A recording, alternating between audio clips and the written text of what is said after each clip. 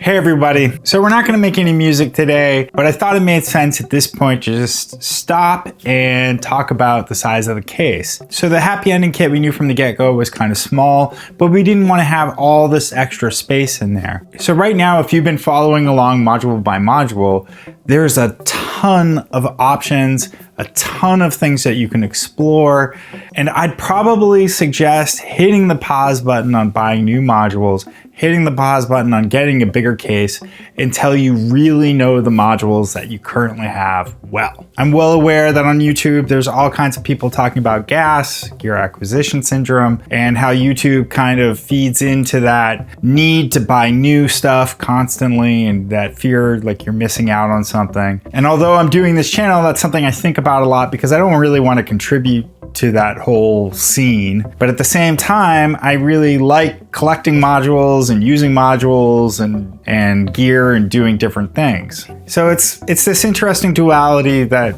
I kind of think about a lot. But I think it's important to note, I put out an album, Liquid Visions, that only used the Sound Studio, none of these other modules. And then in each of these videos, I've been using those modules and creating new music. So right now, if you've been watching and buying these modules in the order that I'm suggesting, you have a really good setup and it's capable of making a lot of really, really good music. So I guess I just wanted to put that out there, that I think it's probably makes sense to go ahead and pause and learn the stuff you have before you go out and buy new stuff. With that said, I buy stuff all the time that I don't need because I just like having modules. So anyways, enough of that preachy stuff. You guys know what you can afford. I just thought it made sense to at least say it. But with all that said, collecting modules is really fun. If you're so inclined, then let's keep on heading forward. So this is the case I'm going to be using from now on. As you can see, it's an unpowered case.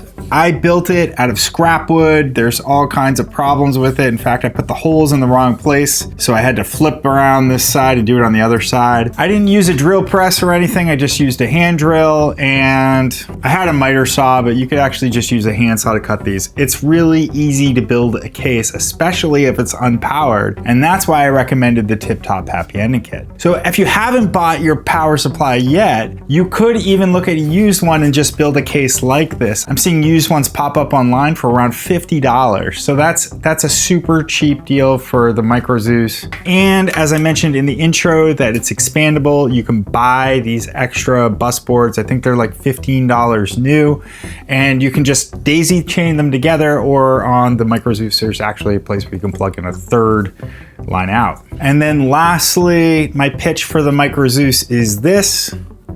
You can buy this, I think it's like $30 new, but this will double the voltage output so you can include more modules to power 2 rows of 84 HP. So as we're building up this rack, we are kind of taking a turning point at this stage too. Not only are we getting a bigger case, but we're also moving into having the case and the synth be providing its own voice as well. So like in the next video, we're going to be adding an oscillator and then a filter.